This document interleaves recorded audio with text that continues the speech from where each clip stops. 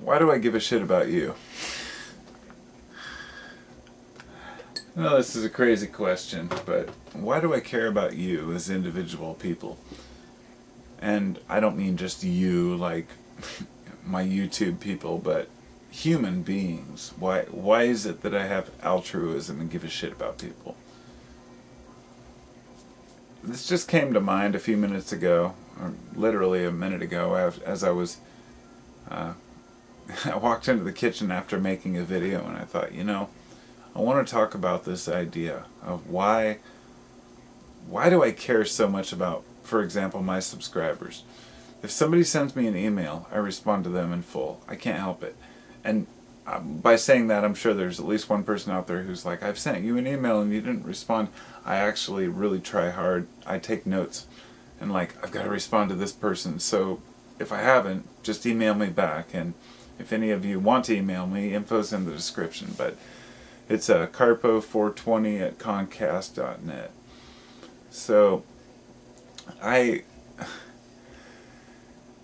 enjoy talking to people. I have this mixed, I don't know, it's like a mixed emotion where I care so much about people's feelings and what they're going through.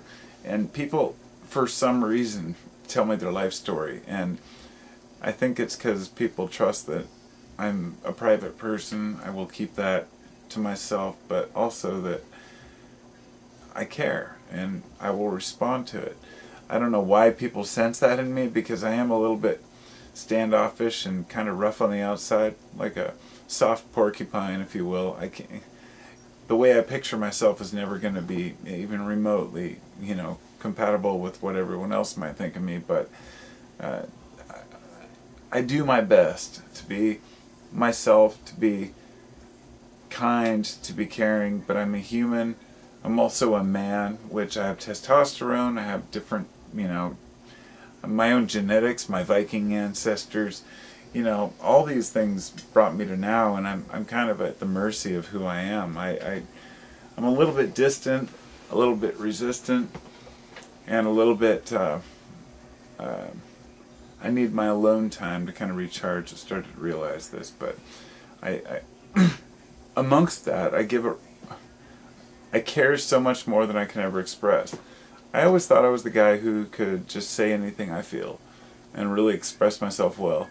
I can do that unless I'm talking to, for example, those I love. You know, I have a hard time even telling my wife how much I really love her, or my kids, and finding the right time with them, or my oldest son. You know, like, I'll say family is all that matters, but at the same time it's really hard to like connect with everyone at the same time, at the same place, and trying to live through my own shit and being human. And you know, it's difficult sometimes being a human, but we make it through, right? So I don't know, I guess that's really all I've got. It's already turned into a 4-minute video. I want to make shorter videos, but only for the sake that I have a short attention span. I know a lot of other people do too, but I really just wanted to pose the question of, why do we care about people at all?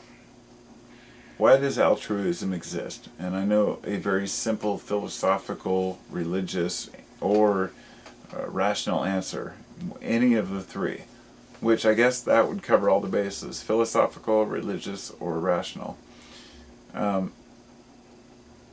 Any of those answers would say, well, we care about each other because if we help one another, we help ourselves, like any species. Just look at an anthill. Simple. You know, if the ants are fighting, nothing's getting done. But it's different for humans because we've evolved to be very independent. Still social animals, but why do we care if our neighbor suffers? Why does it not just bother us, but really hurt us inside? And if you've never seen someone suffer and just felt pain inside, you might be a sociopath, or you know, you might not realize it. You might have a lack of emotions, and emotions really are neurochemistry. It's all based on, you know, our neurochemicals and the way they interact. Won't pretend to understand it all, but nobody does. The more I learn about neuroscience and biology, the more I realize that the top scientists don't understand how dopamine and serotonin and acetylcholine interact with norepinephrine and our endocannabinoid system, anandamide. All of these things kind of give us this reality that we live in. And for some reason, my empathy and sympathy towards others around me, it transgresses it. No, not transgresses. Hate it when I get the wrong word. It's above and beyond anything that I feel empathy towards my fellow man no matter what state of mind I'm in. And it's amplified during psychedelic experiences, but that's for another story. To an extreme, to where I actually have very fond memories of these MDMA or psilocybin journeys which I've taken. And I was just talking to my son about this the other day. Like, my oldest son, he's 24, and I was thinking about my birthday. It was actually, what was it, my 40th actually. So I'll be 43 on Sunday. And when I was 40, so it was exactly 3 years ago this Sunday, that we went to the beach and rented a beach house. Paid too much for it, but it was worth it.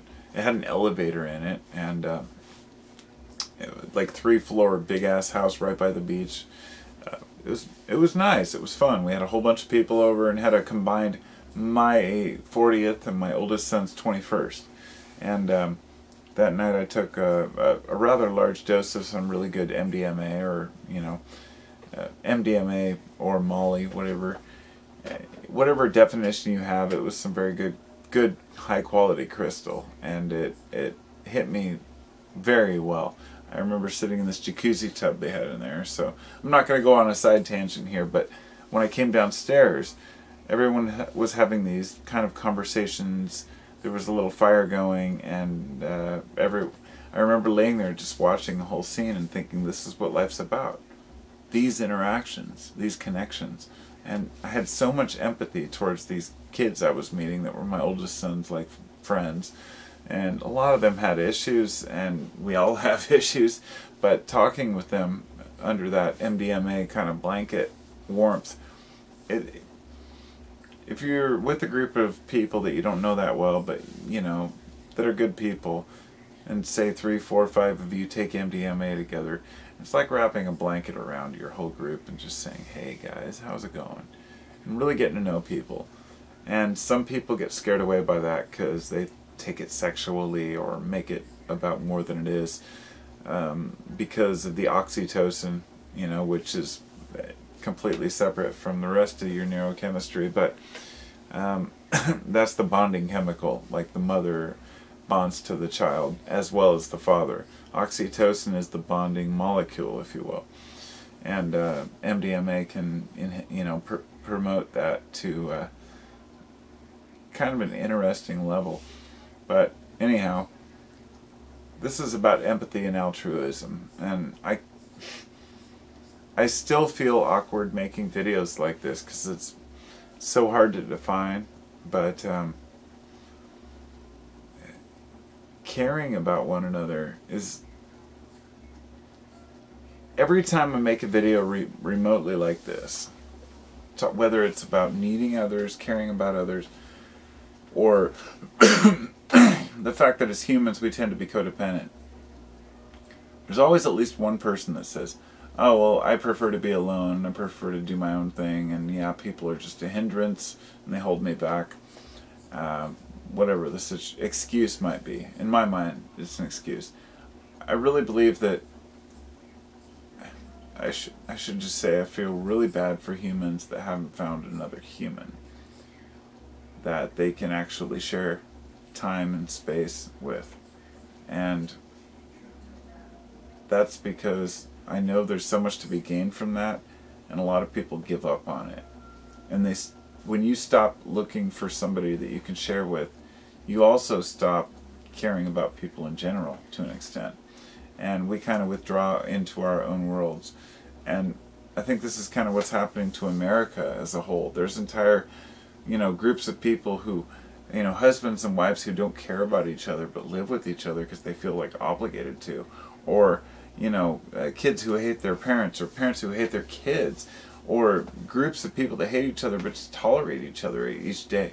And I think instead of looking at a person because they're wearing red or wearing blue, wearing black or wearing white, look at people as people. Just try it for one day. When I say that, I feel like most people care about one another, but I know it's not true. That a lot of people don't give a shit. And it's not because they don't have it in them. It's because they don't take the time to learn why people are the way they are. And shame on those people. Shame on any of you or any of us who point the finger at others because we don't understand them. What do we have to lose by understanding people instead of hiding, in our corners? It's a brave new world out there. We have a lot of genius type musicians and directors, like Stanley Kubrick in 2001. That movie spent 15 minutes at the beginning just with apes hitting each other and making weapons. The metaphors are so strong there, which I wanted to make a video about that in particular. That song that you hear in 2001, A Space Odyssey. It's called Also Sprach Zarathustra. It was a symphony written in about 1890 that was written as a response to a book that was written by Friedrich Nietzsche, I think Nietzsche wrote the book in the 1800s, and then the song was written as a music response to a book later. And then it was used in 2001 because of the metaphor of what it was. And it was this idea that, the birth of humanity, what sets us apart from just simple matter, garbage, anything, is whether we are the transgressors or the aggressors or the haters, or whether we are deciding to make weapons to harm others to gain more for ourselves. And it's more complicated than that, of course, because in times of need, in times of famine, in times of not plenty, we might take more than our, act beyond our normal personality, if you will. But that would mean we steal from others or take from others because we need to survive. That's different. I think in general, as long as you're doing okay in life, you'll respect one another and care about your fellow man. And I'm hoping that most people have a similar feeling. So, lengthy ramble, peace and love. I care about you all. I do. It's not some cheesy hippie bullshit rainbow crap. It's like I really care. And that's why it's kind of painful for me when, I find myself being resistant when a lot of people email me or ask a lot of questions. Like, I wish I could answer you, but I've only got so much energy, but I wish I had enough to just give everybody, all the time I could. But alas, I have to be a little selfish myself with my time, because time is the only true currency we have. Namaste, my friends. I hate that word, but I had to say it because it was so cheesy. If you didn't hear it, namaste. It's that, Indian bullshit. I'll talk to you later.